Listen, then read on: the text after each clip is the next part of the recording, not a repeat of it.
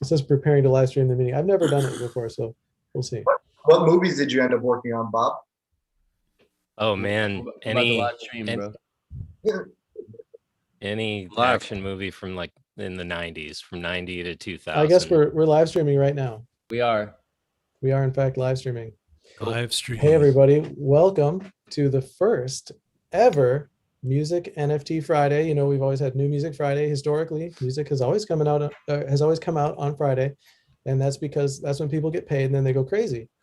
And music is all about going crazy. I think music is totally different from art. When we talk about NFTs, you know, like the art people, they want their curated little gallery. They want to be all by themselves. We want to go crazy together.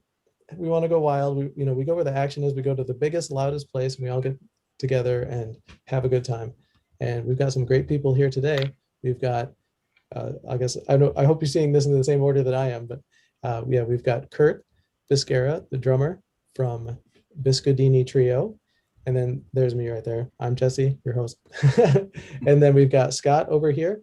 And Scott Healy is the longtime keyboard player for Conan O'Brien, and he is also the organ player in Biscodini Organ Trio. And those guys are releasing an NFT, and he's got a special surprise for us coming up. He's gonna mint his NFT or mint their NFT live here for us, perhaps in a little bit. And I believe he's going to share his screen, so you can even watch that happen. Then we've got John Chiodini, and he's the guitar player for Biscodini Trio. Welcome, John. Yeah, man. How you doing? I've been really enjoying his guitar playing all morning, and you guys are going to love this. I mean, just beautiful music that these guys make.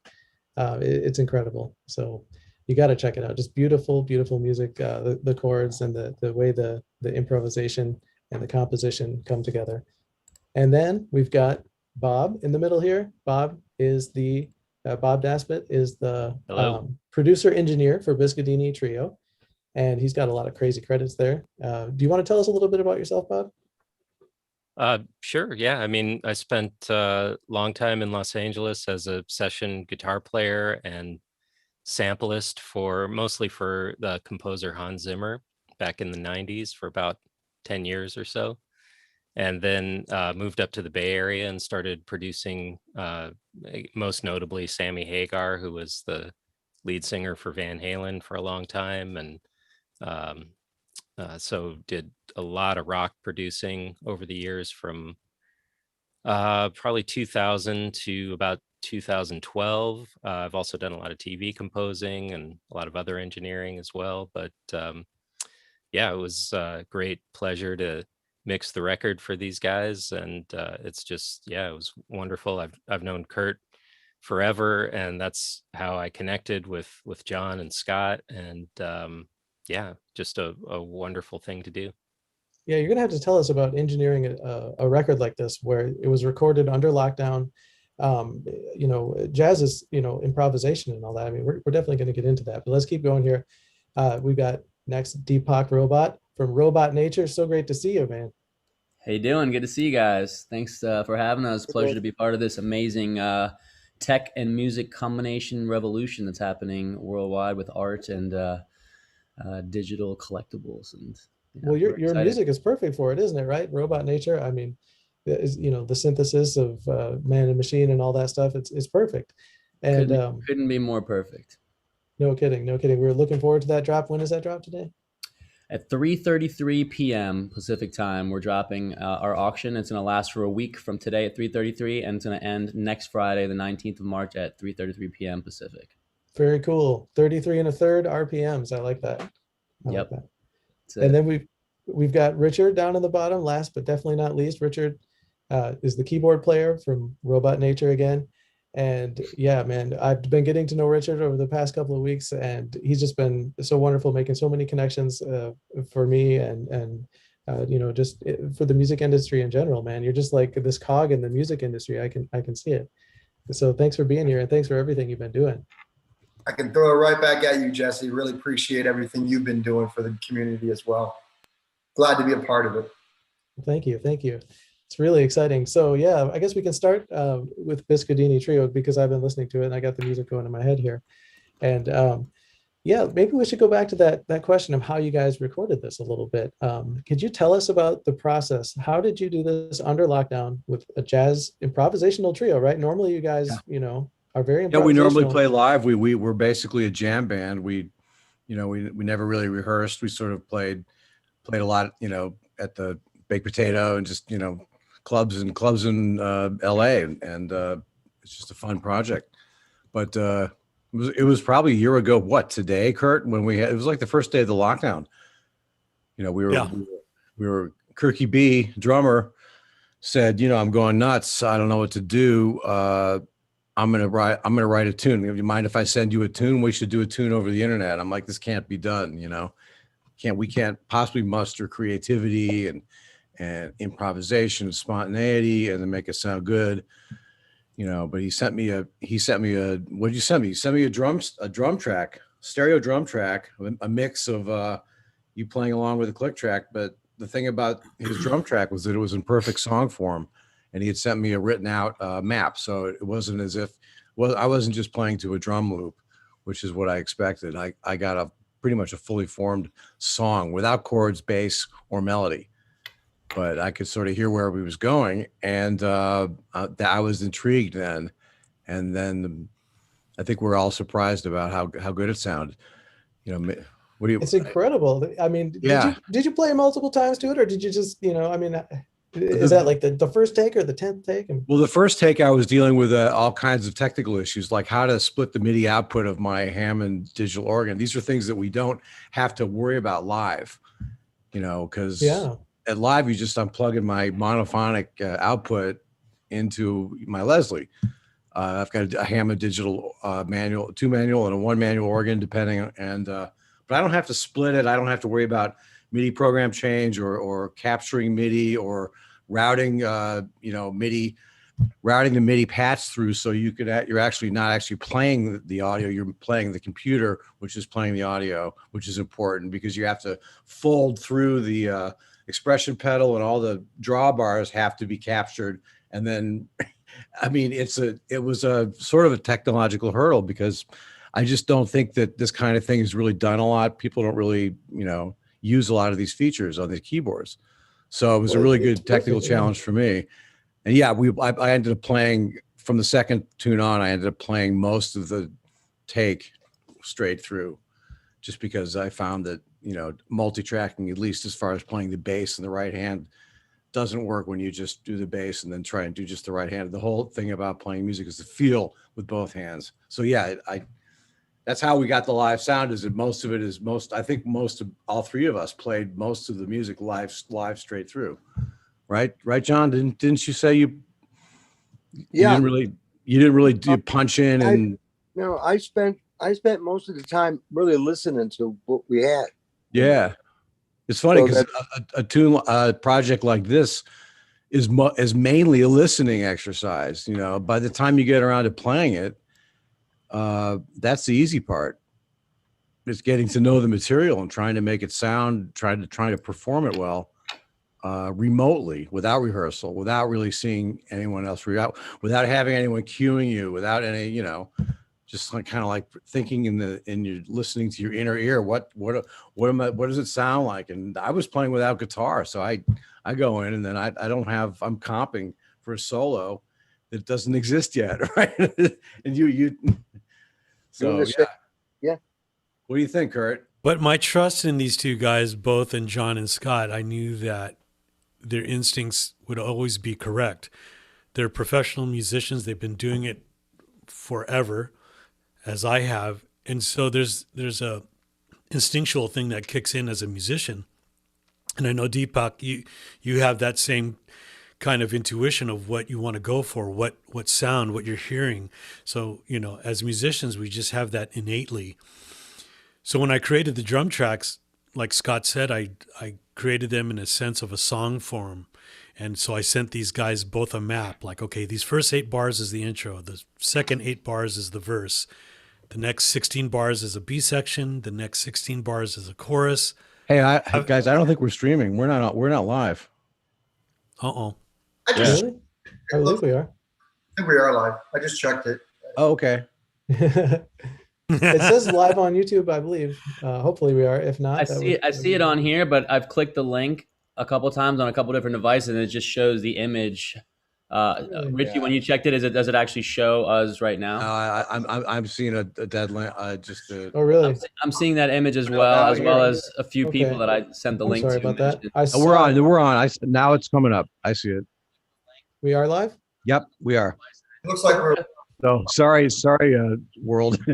All good. The cool thing about it being putting it live on pause. for the world, you know, that works out. I'm bragging about my technical ability, and it's like I can't even get on YouTube. That's hilarious. Well, in 20 seconds from now, they'll all be laughing at us because there's like a delay. But yeah, no, that's fine. And actually, I was about to make the point anyway that, I mean, of this all arising during the pandemic, just like NFTs. NFTs are essentially the same thing, a creature of the pandemic. I remember, you know, at the beginning of the pandemic, nobody was really talking about digital collectibles at all. Everyone was still, you know, physical collectibles and that kind of thing. And yeah, we had cryptocurrency, but NFTs, they existed, but it wasn't really that big of a deal. But then, of course, you know, shopping disappeared almost, and or at least shopping for leisure. And, you know, physical things in general just kind of became a little yucky, you know, and that kind of thing. And it's unfortunate, but, you know, digital collectibles just stepped up and just filled this gap, and you took off to an extent that is unimaginable. And unfortunately, music was left behind at first. And we're just now starting to get into music NFTs. And this is the very first Music NFT Friday. And actually, this is exciting because, I mean, we have a lot of people. I'm going to put out a tweet in a little bit. That's at just my Twitter, twitter.com/house of NFT. We've got a huge list. And Kayana, my wife, did a beautiful poster for that. And yeah, I mean, it's just incredible to have all these artists participating, like also Robot Nature here. And could you tell us a little bit about your creative process and what the single is, or it's a single, right, you're doing? And yeah. So what we got dropping here is a single that's never been released before. We actually recorded it 2 years ago. We started it and it got finished last year, and we were about to release it just as the lockdown started. And the story of the song itself was that the day we were about to record it was the day of the Woolsey fire that actually burned down Malibu, of which my house and studio was a part of that. And so we ended up that day, everyone was on their way to my place to the recording session. We're start hearing all over the news, hey, what's going on here? DPAK, are we still on for the session? It looks like there's a fire in their area. And then someone else is like, I think the fire is really close to you. And then someone's like, I think on the news, your house is actually on fire. And it's just progressing. It's just progressed. And I ended up on the news. I was on multiple interviews. I was like driving on the way there, got pulled over by Interesting that it's called, the token we're minting with is called KCAL, because that was the news station that interviewed me was KCAL 9. Oh my God. It was like, and that's what we're minting with on Phantasma and with Ghost Market is KCAL. So KCAL 9 interviews me and all this stuff, and I ended up going to the house to find that you know, the fire did officially came and kind of ended that situation, so to speak. And so we ended up you know, out of the fire came a lot of people coming forward to help Robot Nature out, including the Treehouse with Dusty and Josh and everybody helping us out, or Justin and Dusty coming through and you know, stepping up at the Treehouse to record Robot Nature's single. And so we ended up doing the song called "Take the Big Love" there. And over time, we ended up finishing it, and we were about to release it last year, and boom, here comes the pandemic. And so it's been an interesting journey. The song has had a story, and it hasn't been released. We've been keeping it in the vault, mastered and ready to go. And last March, we had a show at the Troubadour, and we were just getting ready to leave a few days later for South by Southwest and get a van and everything for a tour. And we had 47 shows, you know, scheduled for 2020. That all just suddenly within a day of that show, we've got the word that South by Southwest was canceled, and that was the end of that tour. And so we ended up, luckily, this was like the last show for a lot of people in Los Angeles, was being at that Troubadour show. And it was our last show as well.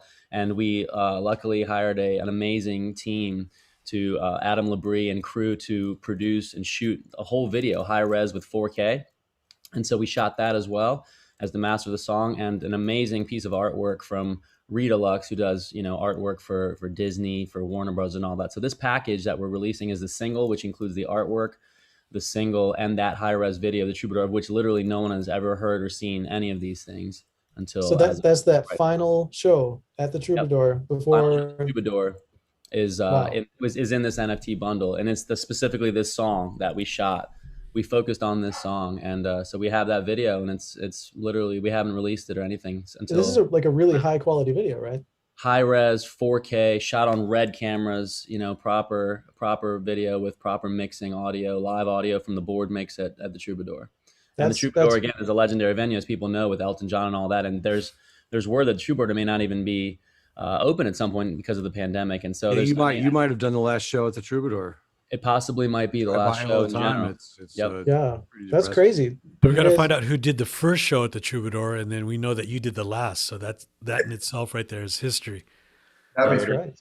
Yeah. Wow. That's crazy. I mean, yeah. So, and that's included in the locked content for the winner of the NFT. You will get that video, and that's the only person who'll get that video. Is that right? That's it. That's crazy. One person can own the possibly last ever show at the Troubadour, Robot Nature, doing this song. Wow. Correct. That's a great idea. That's fantastic. What were you about to say, Rich? I was just going to say one more shout out to Jason Dragon also for putting the treehouse sort of thing to life and looking out for us.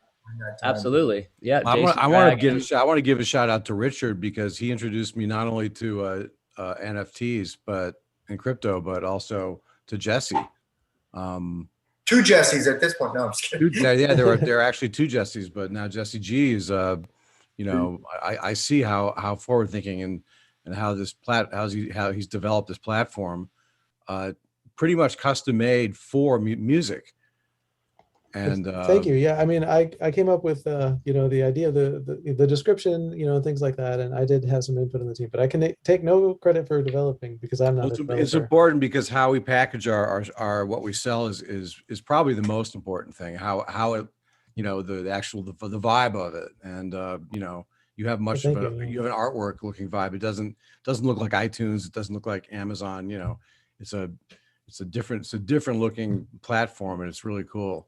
And also you know, congratulate DPAK and Richard on, you know, just the having a technically high level of achievement, because you know, a lot of stuff that's done, you know, digitally is not necessarily high res, high standard, high quality.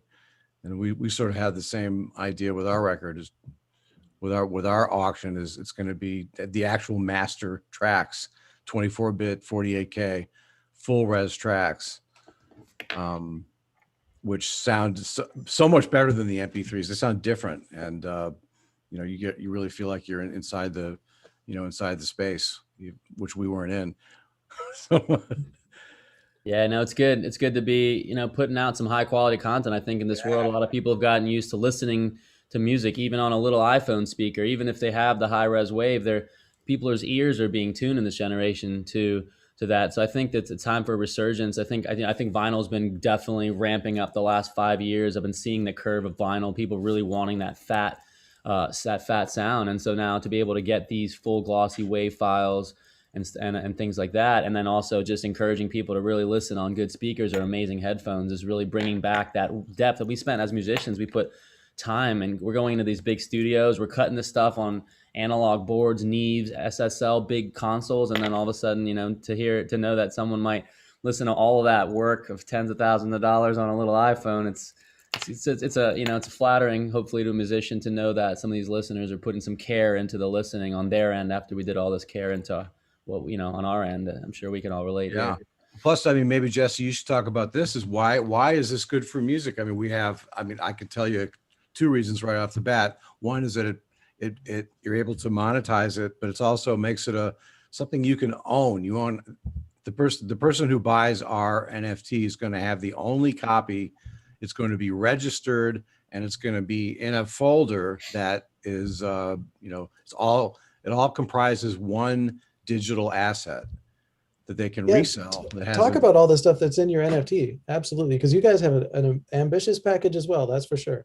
Yeah, well, it's 9 tracks from the record, the 9 original tunes, of full res wave files. So it's the 24-bit, 48K wave files. 24-bit. You hear that? That's higher than CD quality. The original master. So a CD you're going to get, if you do the session 24-bit, you put it out in CD, you're going to downsample it to 1644.1, which is you're changing both the sample rate and the bit rate. So that takes away something. Most people can't hear it, but I can. And I can too. And I mean, this is think the a only way lot to of get this people kind of can. quality. Everyone says, Yeah. "Oh, I can't really hear it," but you can hear the difference in a 24-bit file. But then you have it and it's mastered. It's a mastered file. It's the actual file that we use when we released the record. We released it digitally, digital distribution. It's the same thing that they encoded the MP3s off of, that they sent out to Spotify and iTunes and everything. So the actual master tracks copy one by one, and they will never see the light of day. We're including links to all of our promotional materials, but we've also got our promotional materials as part of the package.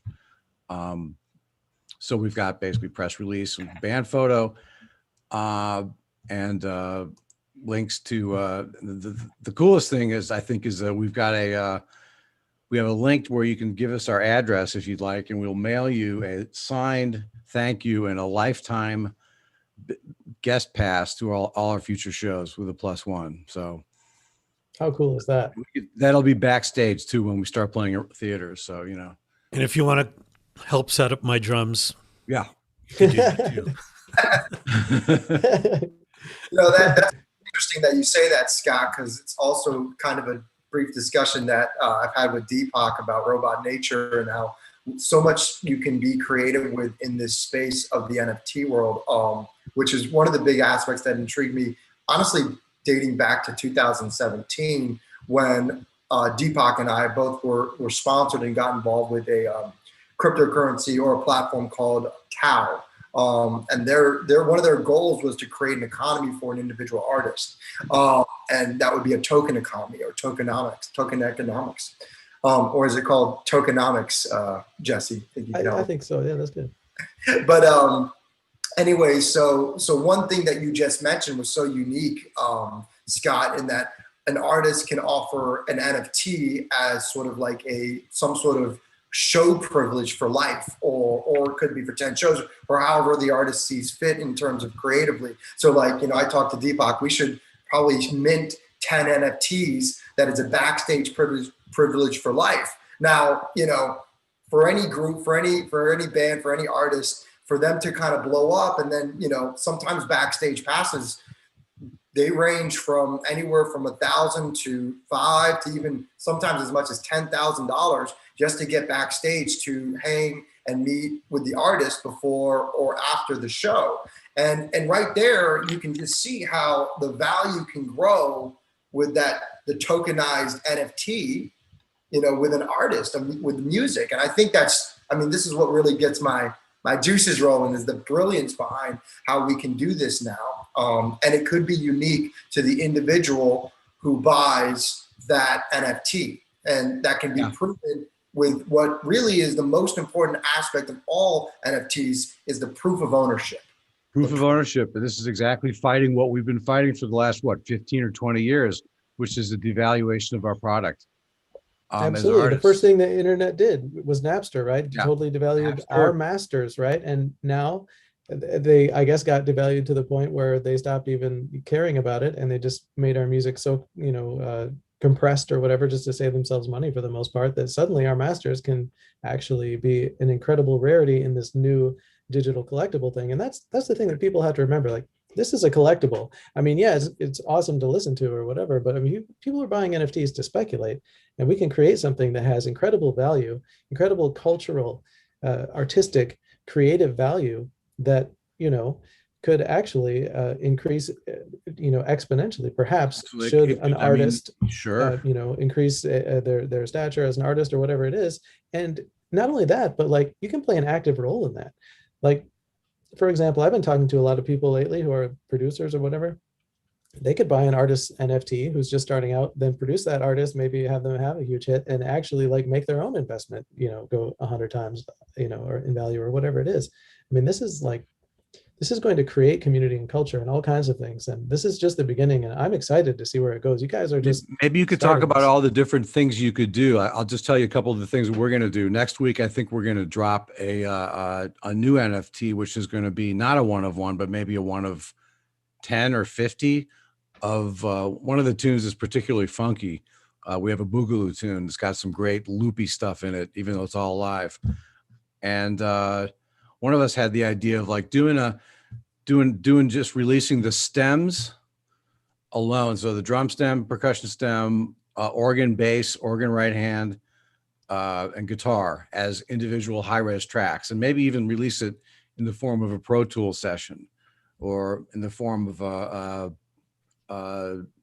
we could probably do both. We could probably put a DAW session in there and also the actual the tracks, and have it be a remix package. And I could even include the chart, because we, I had to write this out obviously for John after we wrote it. So that would be a remix package. And then Jesse had the idea of doing an open folder of, you buy access to this folder, and it's a folder that sits on my Google Drive that's always open, as opposed to the one that's one of one, which I've zipped up so no one can change it. If I have an open folder, you're basically buying the digital file. You're buying that folder. I can drop stuff in there from time to time. What if we sold open folders that we could just drop in music from time to time, and only the owners would get this content. Only the owners. That's funny, because that actually enables, like, when I was like trying to find a way originally to turn music into an investment, my first idea was that you would sell lifetime access to premium content. And then you would have a platform where, like, if you're just starting out, it would only be like $10 or something to get lifetime access.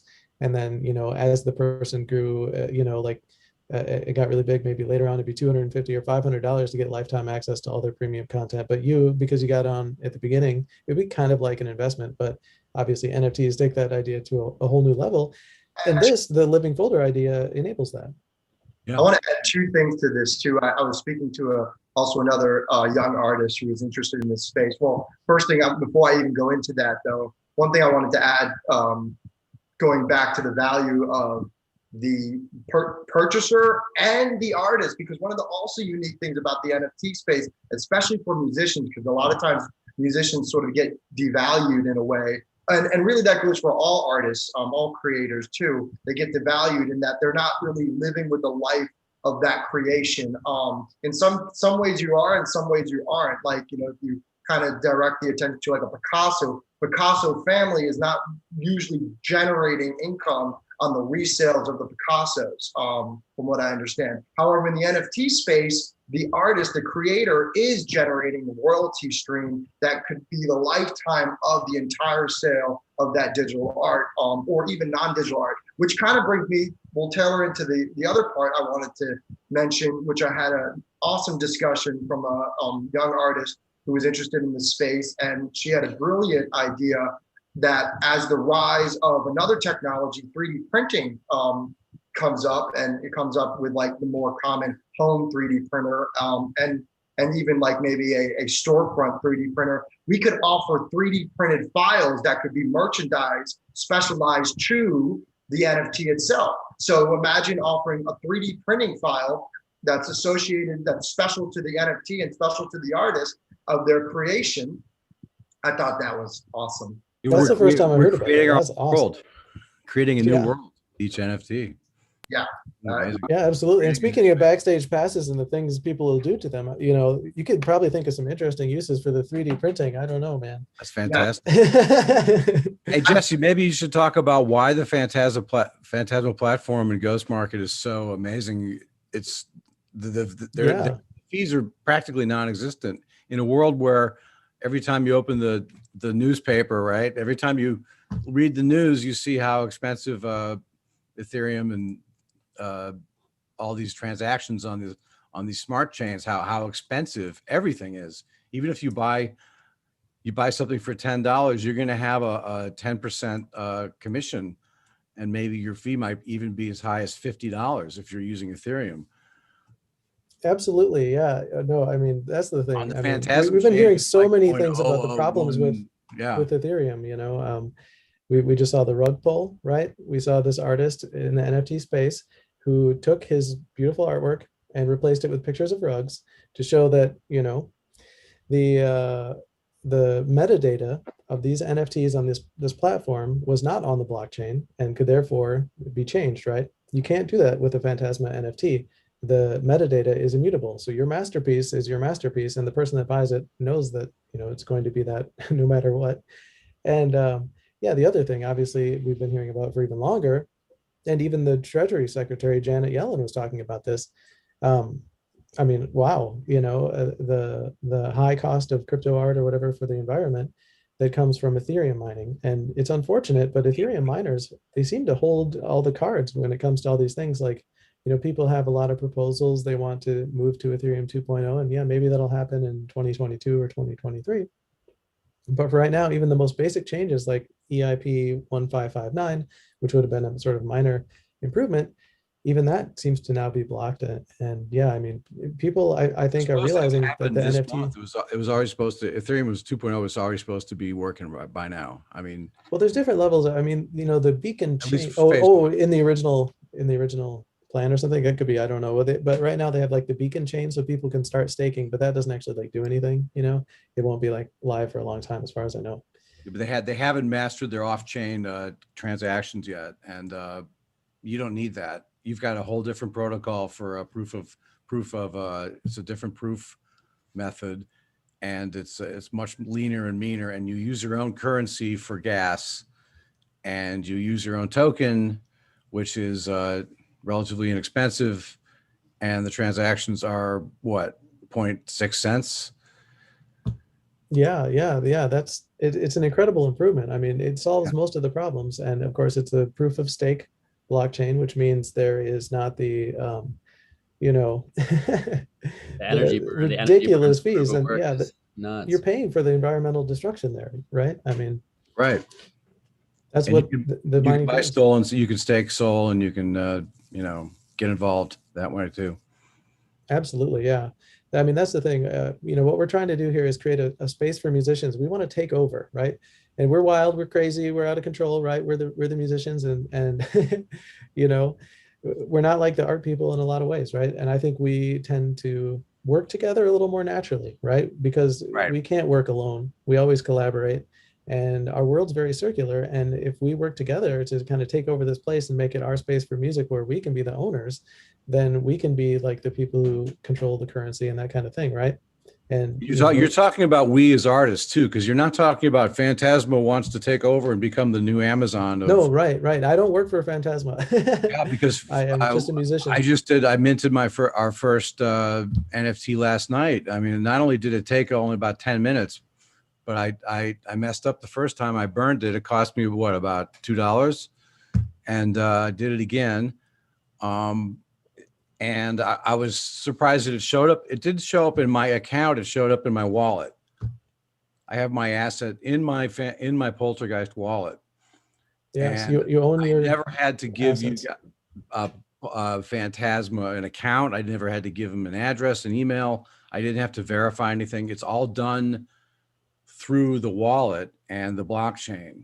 So it's almost like there's no company in the middle. That's exactly right. Yeah, I mean, Phantasma, as far as I know, doesn't even have a bank account or anything like that. It's a decentralized blockchain, right? I mean, you know, this is just how it works nowadays. We have a decentralized autonomous organization or whatever. And I mean, that's just how it has to be, right? That's the transition from Web 2.0, these centralized companies like Google and Facebook and Amazon and Spotify and everything else, right? That where you go and you enter their closed system, and you can never take your stuff out. And if you want to be on that platform, you have to play by their rules, and they, you know, you have no say in those rules or how much you get paid. And now we're entering into the Web3 era, the decentralized web, where we control everything. Like, you don't even have an account on Ghost Market. It's just your wallet interacting with the site, and you control everything. You know, it's all you. I mean, that's your identity on the blockchain. That's your legacy, and it will last. I mean, you know, nobody can get rid of it. That NFT 1,000 years from now will still be on the blockchain. Yeah. So should we drop our auction right now? That would be awesome. Yes, I would love to see that, and I'd love to see if you can share your screen. Okay, I'm trying to share my screen, and hopefully the internet gods will we'll are we looking at can we see it? I see it. Yeah, Yeah, absolutely. so this is the Ghost Market. Is basically, this is a website, but all it does is scrape the blockchain, right? I mean, it's not really, it doesn't even really store any information. All this information comes off the blockchain and the smart contract based on my private key. So I minted an NFT and I still own it, and it's already living on the blockchain. Here it is. So it was really easy to do. I just uploaded the cover art. I had to get a 500 character description. That was a little bit challenging because I like to write a lot, So that was an amazing description, and it's definitely worth checking out the full description, everybody, because the full description. I'll just click here. I mean, I put this is links to our website. So I put the entire package here with a very long-winded track listing, and I've got the promotional videos. We've got a private SoundCloud audition link here, so you can audition the tracks and the full tracks, full credits. And we've also got the liner notes by the great Billboard magazine and Rolling Stone contributor Chris Morris, who's also a rock and roll critic. So he gave us a really nice package of liner notes. So let me go back and share the screen again. Yeah, that's really great. Yeah, I love all the work that you guys have put into this. This is really something. I mean, this is, that's what the NFT should be. It's something for the super fan. And this is the ultimate super fan package. Same with Robot Nature. So this is the NFT itself. It's got all the package in it. I've got the description and the links, and you can go to the promotional video alone also. So now we're just going to take a second, and we're going to auction it. So I press auction. I've never done this before. I'm assuming I want the classic. Well, this will be a good test then. Yeah, classic auction to the highest bidder. That's what I want. Yeah, before you go too far, just make sure that you have your wallet open, and you actually have to confirm in your wallet. So it's open. I'm looking at an open wallet here. I've just refreshed it. We've seen it. Very cool. Very cool. He's got it. You hear that, you guys? I mean, he knows how to use this. This is awesome. Yeah. Scott keeps saying I'm the brains of this band, but it's actually Scott. I just drummer. I go bang bang boom. It's funny because I'm an old guy. I'm an old school guy, but man, I was into computers in the late '80s and big time, and I was one of the first people in New York to have Pro Tools, and I was doing MIDI, a long time ago. So I'm used to this stuff, emerging technology. This reminds me of the beginning of MIDI, because no one knew what they were doing, and we're plugging everything into each other, and then computers came out. And we're trying to hook up SCSI drives to your Mac. How long it's been since I've heard the word SCSI? That is SCSI. Awesome. We used to go on bulletin boards and try and talk about how to hook up your Kurzweil SCSI drive remotely to your Macintosh. I was a sysop of a BBS when I was 13 years old. Yeah. So anyway, this reminds me of those days where you had a different bulletin board for everything you wanted to talk about. Anyway. Yeah. So yeah, I remember those days. That's for sure. The currency is SOL. This is your coin. The extension period, I guess that's for late bidding, right? Yes. If someone bids in the last 10 minutes, it'll extend it by 10 minutes or 5 minutes. You can also. I'm going to start it right now, and we're going to do it for 2 weeks, right? So we're going to go through the 2nd of April. Sounds about right. Yep. And cool. I'm going to put a start price of 500. Nice. What do you think? I'll bid 500. Oh, 500 SOL. I see. So we want to put the price in SOL. Okay. So let's say what's 1,000 SOL? How about that? There you go. Okay. That's it. Hell yeah. So I'm basically, what am I doing? Am I creating a new entry in the blockchain, or am I revising the current entry? This is a new contract. So it's a smart contract, and the auction is on the blockchain. So you want to make sure before you click that confirm auction that everything is correct, because it literally can't be changed, just like the metadata. Up until the auction starts, it hasn't executed on the blockchain yet. So if you have it to set to start in the future, you can cancel it up until that point. But once it goes live, you better be sure, because it is going to go until it ends. Okay, good. Okay, so Biscodini Organ Trio, we got limited edition. You got 1 kcal infused there. I got 10% royalty. Classic auction goes to the highest bidder. The currency is Sol. Start price is 1,000 Sol. Start date is today. End date is 2 weeks from today. That's correct? There we go. I think I'm ready. So live, 3, 2, 1, confirm auction. It asked me to Go to your wallet. error doing description parsing. Oh, you might have the older wallet. You might have to upgrade your wallet. I'm sorry about that. Oh no. Oh man, do we have a fail? I'm sorry.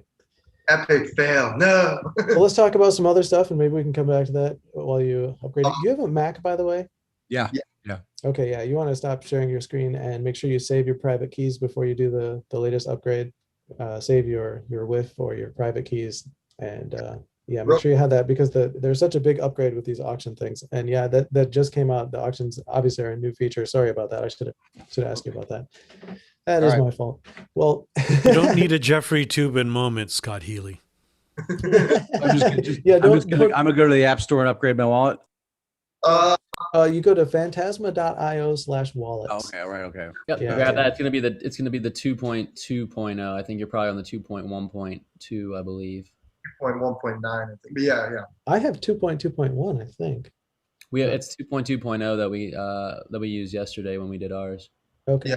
Whatever the latest one is at, the latest poltergeist at phantasma.io/wallets, that will have all the latest things for auctions in that. That makes sense because I think I got mine off of what is the big place where shoot, I can't remember now, where you can get a lot of the digital wallets, a lot of the downloads, very popular marketplace or website that you can download. So I might have not gotten it from the actual Phantasma. I got it from Phantasma. Oh, okay. Yeah, I would recommend getting it from phantasma.io/wallets. And yeah, I don't know about any other places other than that. And that'll take you right to the GitHub or whatever. Yeah, and Scott, you'll be able to just kind of input your private key, and then the 12-word passphrase, and then you will just put in your password. Actually, it'll be a new password that you could use. Yeah, you have to go to import wallet from the main screen, basically, and then yeah, you can put in the thing there. Same data as before. You'll be set up. Yeah, absolutely. Awesome. So yeah. All right. So DPAK, you actually have to go pretty soon, don't you, man? I'm good. I mean, I'm pretty flex. It's okay. We're just here to rock it. Very cool. Make sure that the world gets to be involved in this again, this amazing revolution of energy and all the excitement that's around this NFT space, which is it's everywhere. I don't know if everyone's been watching the news. It's popping up everywhere. NPR was on NBC. The NBA playing cards and. Steve Aoki just dropped a single on Sunday as an NFT. I believe there's paintings going. There's the Homer Pepe, amazing rare NFT art going for sale. There's a $69 million NFT sale just a couple of days ago as well. So there's definitely a lot of energy in this right now. There's clearly, a need and a want for it. And as you were saying earlier with the pandemic and bringing everything into especially in the music space, with musicians having access to be able to reach people in such a way. This is definitely a catalyst and a quantum leap, exponential growth happening all over. I was up till 5. I think I checked now. I was up till about 6 a.m, just in different communities, talking to people, and just everyone's excited. I was on Twitter. I was on Telegram. I was on Discord. I was on Facebook and Instagram groups, looking at digital art, paintings, things like that. And everyone's just really, there's a lot of community, and Clubhouse especially, been on Clubhouse a lot, talking to people. Yeah, I've been noticing Clubhouse too as a big platform for that. Major NFT space on Clubhouse. Yeah, there's a lot of discussions around it. People are excited to learn about it. People are excited to share about it. I've, I had a really good time just, sharing about it, and, being in the crypto world since early Bitcoin adopter since 2013, and then watching the evolution of the space. And, and again, Ethereum came later, and, smart contracts and all that. And so in 2017, 2018 with, I think it was CryptoKitties, that really blew up. And, since then it's just been epic to watch it now, to actually be on this side of the NFT space as an actual person minting and releasing one. This was exciting. Yesterday we released it. I got some behind the scenes footage we'll put out as well of the process. And, you know, it's just an exciting time. I mean, you know, it's especially being robot nature. This is kind of what our brand is, you know, it's just really connecting the digital and the reality, and just to have that's literally what an NFT is. So this is definitely exciting. Yeah, I feel honored just to be part of the process with you guys. It's been wonderful, and I mean, your music is incredible. I haven't heard the new song. I cannot wait to hear it. When is that actually like coming out so we can listen to it?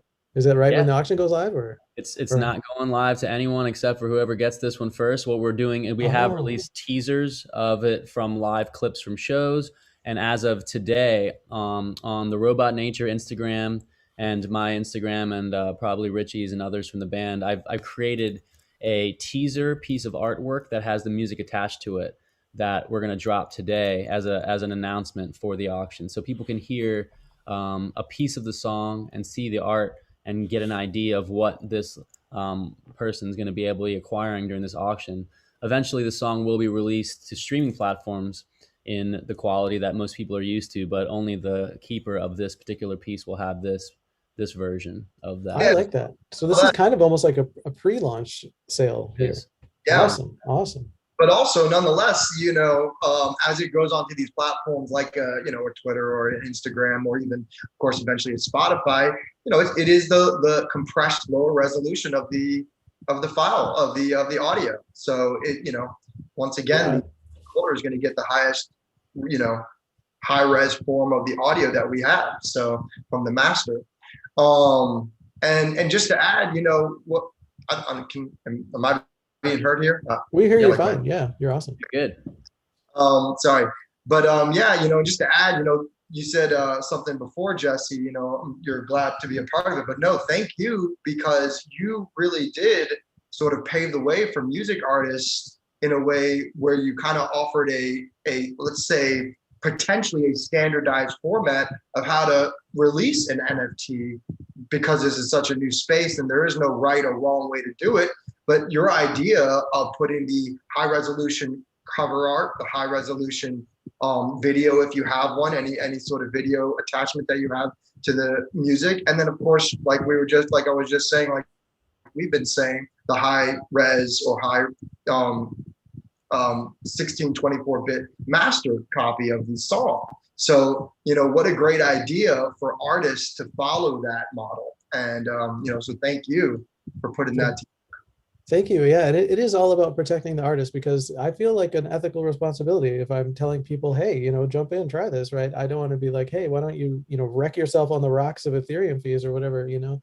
And so, you know, it's like the first rule is kind of do no harm or whatever. But obviously with you guys, you know, it's not that, because I know your thing's going to sell and I'm going to bid on it. But the, you know, I mean, just so people know, I know you guys are always trying to minimize this and act like, you know, oh, it's all for the best or whatever. But like these guys were basically in the process of making it, right? You guys were on the way. I've seen your tour schedule. I've seen the shows that you were playing, the people you were opening up for. You guys were making it, right? And then this pandemic hit you right in the middle. I mean, you guys are like the people this was designed to help. I mean, the things that happened to your career because of the pandemic. I mean, the shows that were canceled, it's hard to believe, you know, and I hope people realize, like, you know, this is it. This is the real world. Like, you know, the music world got crushed.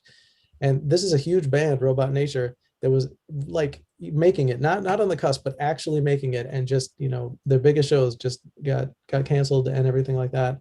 And, you know, this is the alternative. This is what we got, people, for now. You know, hopefully the shows come back. But yeah, I hope everyone gets in there and supports these bands, because that's what this is all about to me. Yeah, we have digital art selling for $60 million. We should at least get, you know, a couple million for some songs, right? Yeah, we work a lot harder on our music than the art people do. I'm sorry, art people, but you can bust out an art piece a day. And, you know, people says he does an art piece a day, and people are giving him $60 million. Well, we don't do a song a day. No. And, you know, honestly, I'd like to think we work a little harder. We got a lot more people involved. We got to coordinate. We got to be nice to people. Yeah. You art people can be like cats and hate each other, but we have to work together and you know, coexist peacefully. Plus, we're creating space and building community and creating ecosystems and environments and networks and you know, I think that's the thing that musicians do really well. Anyway, I'm online here with my new wallet, so yeah, oh, cool. Let's do it. Let's do it. Take 2 of the Scott launch. All All right. This is the Biscodini Organ Trio. I got to confirm auction. I'm assuming it's going to recognize my new wallet. Go slow. Go slow. I'm ready to go. Piano, Sorry, piano, guys. piano. Piano. CC. Piano. Here we go. Confirm auction. Please open Foldergeist. I'm looking at my wallet. Give access to DApp Ghost Market. And I'm going to say yes. Allow DApp to sound a transaction on your behalf. So that we're going to open up the classic auction with a starting price of 1,000 Sol. Here we go. Yes. Now I got to enter my password. The man, Scott. What's your password? Got it. Go ahead, share that. I'll share my password. What's that password, bro? What's that wallet key, private key again? Estimated fee 0.00465 kcal. What is that? About 16.16 cents? Yeah, it's what would that? It'd be right around 0.1 something cents. 0.1 cents. Yeah. If I had done this on any other blockchain, it would have been $50, right? Yep. Possibly more. Yeah, possibly I mean, more. Right now, one kcal, and if you hold Sol, you get kcal for free, and that's why the energy, the gas, kcal is the energy token. It's like a separate gas token, and so if you hold Sol, you'll always have kcal. You'll always be able to mint your NFTs, and you'll never have to pay any money, and you can just hold your Sol and keep it, and you don't have to ever participate in the fiat system if you don't want. I guess Phantasma planned that. Hold your soul. I like that. Yes, don't sell your Sol. So I guess you can sell your Sol for rock and roll, because I'm encouraging people to buy these music NFTs and to bid on them, definitely, as well as all the other ones that are coming out today. We seriously have some great artists as well, and I'm going to be tweeting about that. Twitter.com/. Here we go. Here's NFT. Here's the contract. Very cool. So yeah, you will have to, I think, refresh your wallet in order to see the auction or something. It's still processing. Okay. I'm refreshing it. Congratulations, Scott and crew. This is exciting. Yeah, it really is. It's not showing it yet on my wallet. Yeah, it does take a second. Yeah, so We're hoping to start a really great revolution here, piggybacking off of, Jesse's and everyone's idea of, here we are, NFT Music Friday right now. here we go. That is live. We're live. Yes, Music NFT Friday. We want to replace that new Music Friday hashtag, because that new Music Friday hashtag, man, that has a kind of a negative connotation, doesn't it? Because it's like, oh, my music's coming out on Spotify and I spent all this money and now they're going to give me nothing, right? But the Music NFT Friday hashtag is a whole different story. Because I mean, and the thing is we want to drive people to our money maker, right? Like if we're musicians and you've got a YouTube video and you're not feeling like you're getting as much money as you should from YouTube for all the, really like life, like work of your life, your life's work that you're giving them, I guess I'm trying to say, and you're not getting paid for it what you should, put that link in there to your NFT where you charge what you think you should be paid, And I also noticed with these that it doesn't the list that you see on Ghost Market is not sorted, it's not monetized, it's not commercial, it's searchable, but everything sort of comes up in the order that it's entered. The communication and the way to get it out is really on the artist. It's important that we create that. We have to do it in our universe. We have to create our, social media, our website. We have to, send out the link and send out the content. Because Ghost Market is just reading the blockchain. That's all it's doing, right? Exactly. And parsing it and sorting it and reading the smart contracts and filling it into a little website. It's our job to make the thing happen. Right. Yeah, absolutely. And to embed it within the whole context of your social media, of all your other platforms, really integrate it, right? And think about your other platforms maybe as a funnel, Right. And where you bring people to your one-on-one auction or whatever, and that won't expire when this auction's over because people are going to resell that. All those links will still work.